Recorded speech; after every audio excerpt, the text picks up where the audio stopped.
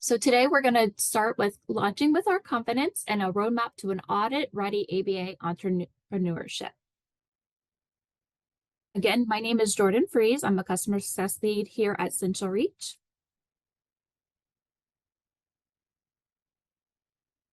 Just a few housekeeping. Please make sure to use the Q&A button from your Zoom menu bar. The chat box is turned off to ensure we don't miss your comments. So please submit all questions and feedback in the QA section. This recording will also be sent to during a follow-up email. Please allow 2 to 3 business days after the video to process. All right.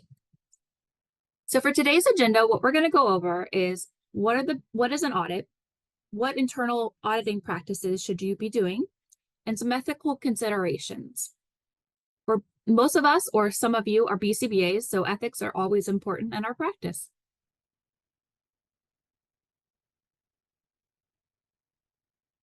Insurance audit. And health insurance companies use audits to ensure that your ABA company is following their clinical and billing requirements set forth in your contract and provider manual.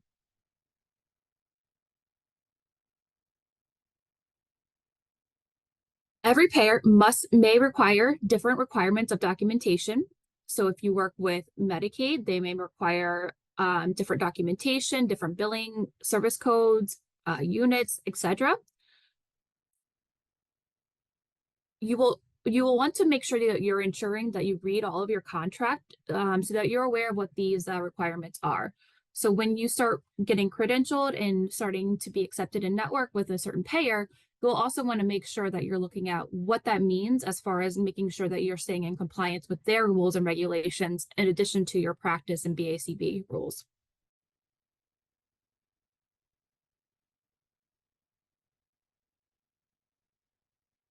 Requirements also can change over time. This is the most difficult part, and it's your responsibility to make sure you remain in compliance.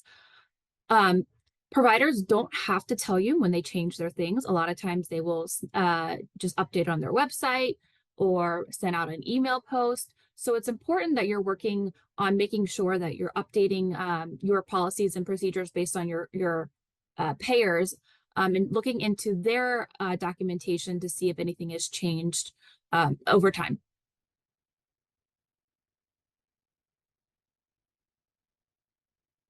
What resources for your payer requirements? Typically, what you'll see, most of your resources are going to come from your contracts and provider manuals. So for example, Aetna will send you your contract. This might include how much you're going to get paid for a service. Also, what rules and regulations are for authorizations, how they need to be submitted, when they need to be submitted, how frequent they need to submit it, but also what needs to be on file for the client. Does a diagnosis need to be on file? Does a rendering or a referring provider need to be on file? In addition to also how to bill out certain codes, and then what needs to be on documentation ongoing. So documentation requiring like service notes and session notes, and then also your reauthorizations as well. Payer websites are also a good way to research updates and get this information of what is being required. And some of you might also get access, and I highly recommend trying to work with your network representatives. If you're in a local area, sometimes you have certain local departments like Blue Cross Blue Shield of Illinois or specific smaller of a larger insurance plan. Try to connect with your network representatives, build that relationship with them, and that way they can help set you up for success and make sure moving forward, if there are changes into a contract or into a compliance and documentation, that they'll let you know. And then also checking in with them to see if things, webinars are also another way you can work with them to see if there's any webinars coming up on upcoming changes, if those changes you're confused about or need more clarification around how to change to adapt to your policies.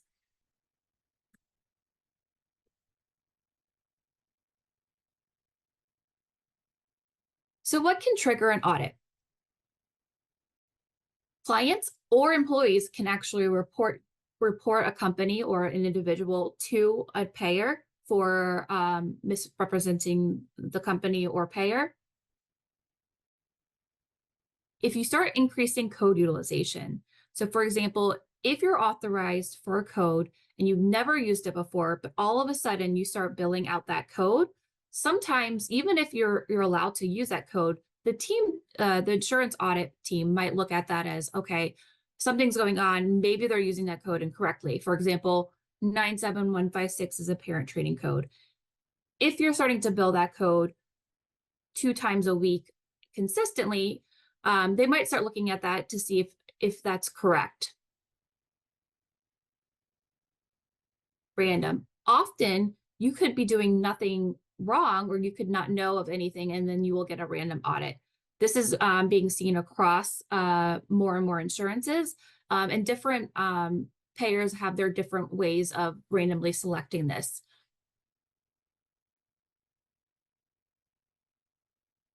Also, if you have a history of previous problems or errors or violations, you are typically targeted more frequently for audits to make sure that you're staying in compliance.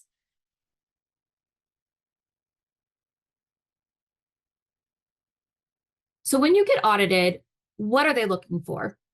So sometimes they will look for specific clients. So if you build 2 sessions a day for a certain client frequently, they're curious about this, they might ask for records specifically for that client over a duration of time.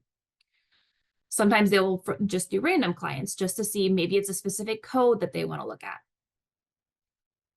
I've had audits where they'll ask for a specific date. So they'll ask for a record for and a session note for, let's say, Wednesday, October 20th, and Tuesday, November 5th, and December 18th, Friday. And so you just provide that information for specific dates. There are more lengthier audits where I have seen people get audited for long date ranges. Some of your payers may have a way cap on when they can audit back date. So just look into that as well. So if they're trying to audit and recoup money from 2002, make sure that is allowable within that contract. But I have seen also date ranges. So like for the last year, I want to see these clients, their dates of service and session notes.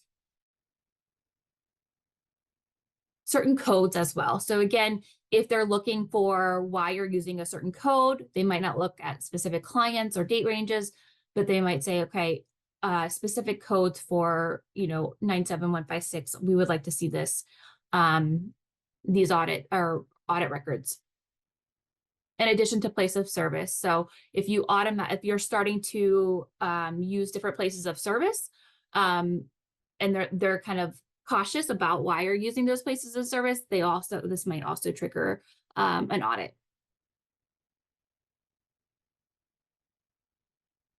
All right.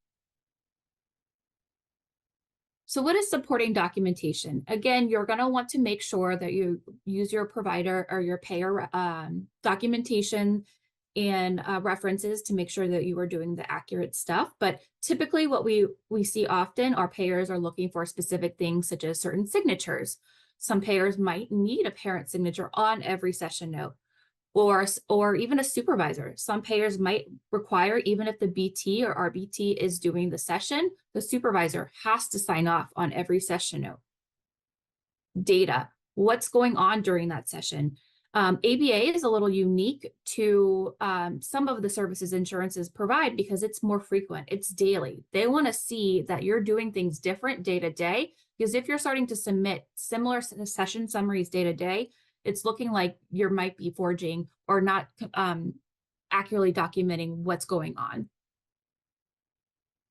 Certain graphs, like for reassessment, some payers have different requirements for how graphs need to be set up or what graphs need to be on there. You can see a lot of payers just get super picky. And so you kind of have to adapt towards them for certain payers, and then others you might be able to get away with a little bit less. Typically what we see on your session notes is also making sure that you are providing a narrative. Again, they want this to make sure that you are providing unique information to that specific session.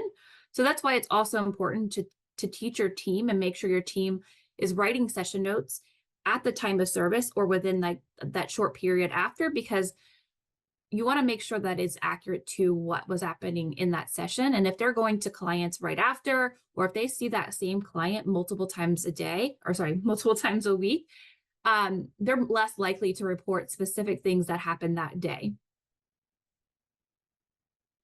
And then also typical certain things that are on a session note that might be required are what codes are being used, what date and time. You'll want to make sure that this matches information on your billing documentation as well. So if you get audited and they ask for these session notes, they will want to make sure that these are correct and match what you said that you did and billed out for.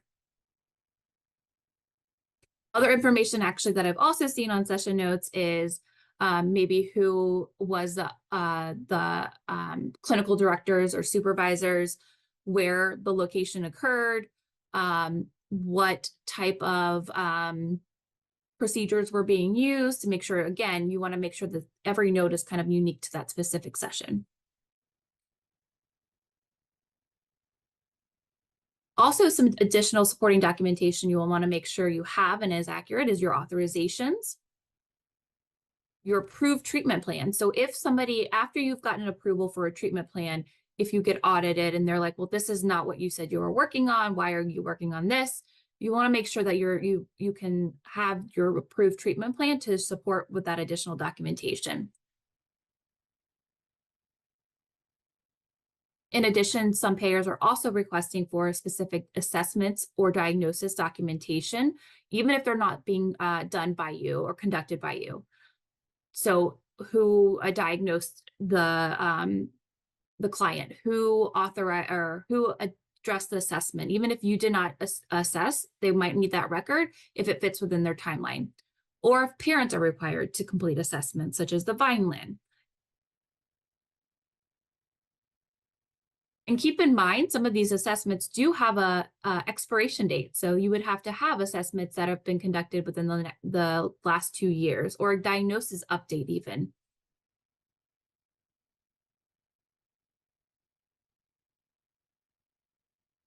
So what happens after an audit, or what are some risks to an audit? What can happen is a recoupment of payment. So even if you've gotten paid for that service, you've billed that service out, 3 months later, you get what we call as a recoupment of payment, or an audit. If you do not comply with the audit or have documentation, what they can do is recoup the money. So what they'll do is take back what you were paid. This cannot be, this might not be planned, and you're relying on that money. So it's a big thing to have your payments recouped, because you had that money and now you don't. So make sure that you have all of this documentation. So if you do get audited, you can show proof of those services that are being conducted. The termination of contract. So the payer may not want to work with you anymore. They might terminate your contract with them. Like fractions, again, this is something that you have that relationship and you have a duty to provide what's in their contract. And if you're not, they have the rights to terminate. Prepayment audits. So if you had audits that have not gone so well, and what the payer is requiring or requesting is moving forward, before you get paid, you're required to send every session note for every session for that specific client or payer in general. So this is a lot of work, and also it holds up your money. So if you're used to getting paid every other week from Blue Cross Blue Shield, you might be being paid month out, because they have to approve all of the session notes. So this is something that we do not want to happen. I've heard of it a couple times, but it's something that we have seen insurances do. And finally, legal action. So if you're committing fraud because you're saying you're providing services that you or your staff are not, legal action can be done. And then also keep in mind your credential is also on the line. So not just legal action, criminal or civil, it also could be with the board as well.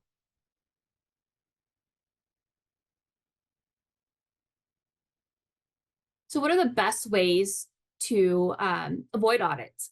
So when you're submitting your claims for your insurance, so after a service has been provided, you want to make sure that these claims, what we call our clean claims, have all of the right information, have the less amount of errors and reasons why an insurance might think that you are not billing correctly. So making sure correct service codes are on there, making sure correct modifiers. If an RBT or BT is billing the service, is the BCBA modifier on there, or is the RBT modifier on there? Things can happen, and it's easy to make mistakes when you're billing out. So you want to make sure that these are correct. Making sure your hours and units match up. Making sure that the place of service is correct. Sometimes when our staff are filling out documents and they don't know exactly what is required on a claim and how important it is. So they might be very specific. If they say place of service is outside in the backyard, well, that's not an approved insurance place of service. So we want to make sure that they are also trained, or you have systems in place where this place of service is always accurate. Making sure also, if required, that your providers that are providing the service are credentialed with that payer. So if I start with a company and I'm a BCBA, I will need to be credentialed with a certain payer such as TRICARE or Anthem before I can be provided services for clients. So if I start submitting claims for my name under a client that's with TRICARE and I have not been credentialed, one, you might not get paid for it, but also this looks triggering for a company.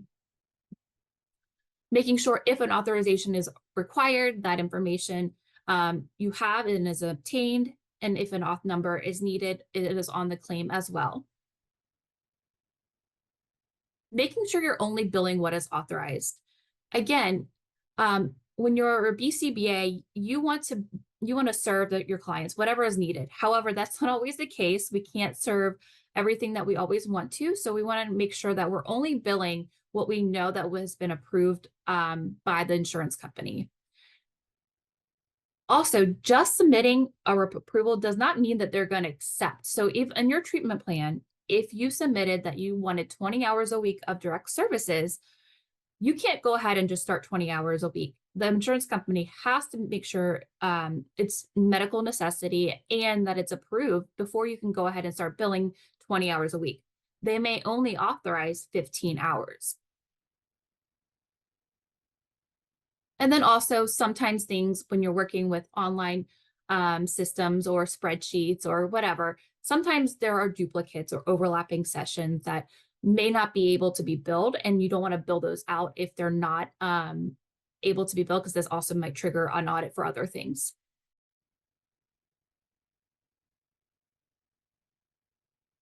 Any questions before I move forward?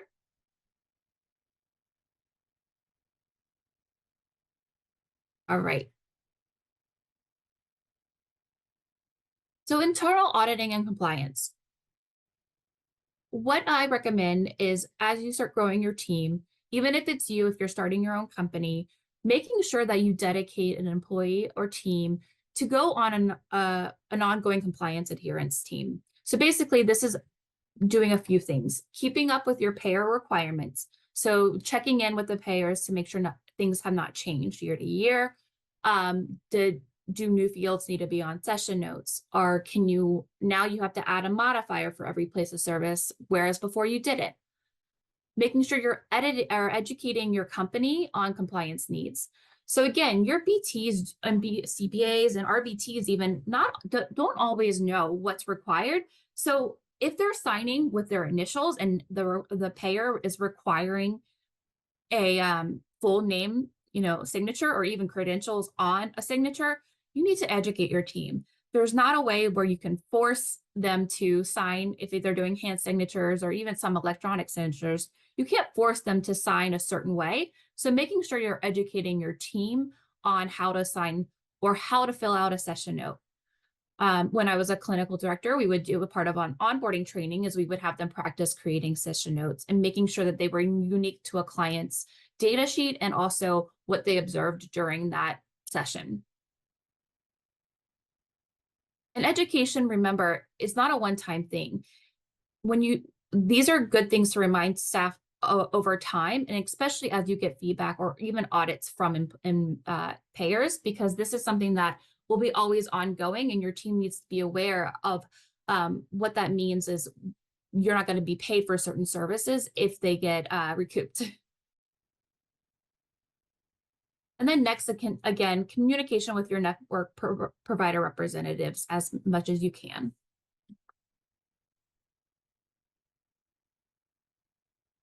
So what should you audit? So some recommendations are auditing at least 10% of your billing entries. And what you want to audit is making sure that you have the correcting supporting documentation, so your session notes, making sure everything on the session note is filled out and matches what your payers need, making sure that you have supporting diagnostic information and medical necessity. So sometimes, even though you want to work on certain things, you want to make sure that you're only working on things that the payer has approved and is a part of the treatment plan for that client. You also want to make sure that your documentation matches your claim information, and your claim information has all of the right providers, modifiers, and other things on the claim. And then you also want to make sure that you always have the front and back of an insurance card. We often see that people forget to add this, but often when you're onboarding new clients, payers ask for birthdays and certain things that are on insurance cards that you might not have because it's not a part of the client, and it's more a part of who is the subscriber to the insurance. So it's always good to have a picture of the front and back of an insurance card to prove and make sure that you have that as well.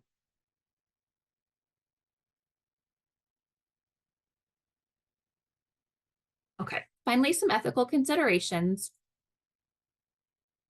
So the BACB Ethics Code actually has a part of our ethics is to behave with integrity. And this means fulfilling responsibilities to our communities and society in general by not misrepresenting themselves or others' work or engaging in fraud. Specifically, 2.06 of the Ethics Code is actually specific to service billing and reporting. So it is important that even though you have other responsibilities to the payers, you are also making sure that as a BACB or BCBA, your credentials on the line. So this is in our Ethics Code to make sure that we are also servicing and billing correctly. If you are incorrectly billing or realize you made a mistake, it's not the end of the world. You can work with your insurance company, update those records, and make sure that you notify all of those teams and people that are stakeholders that are responsible for that client.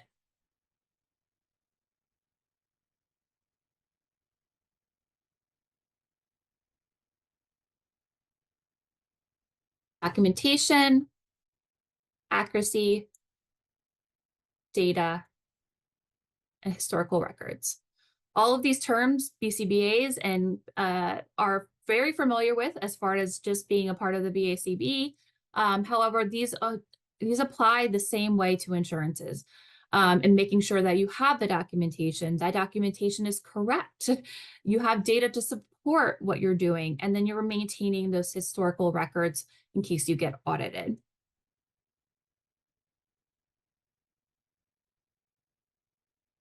So our CRM Essentials is an all-in-one software solution designed to for a startup and small ABA providers. What's nice about this is you can start for free and not get charged until you have your first client. So we recommend checking this out if you're interested.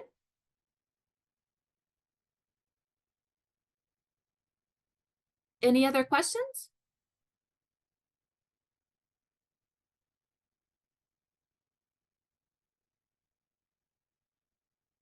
All right. Well, please stay on for a little bit for our survey, our post survey. And then if you were unable to make the full call, or if you join later, we will be sending that video out in a few days.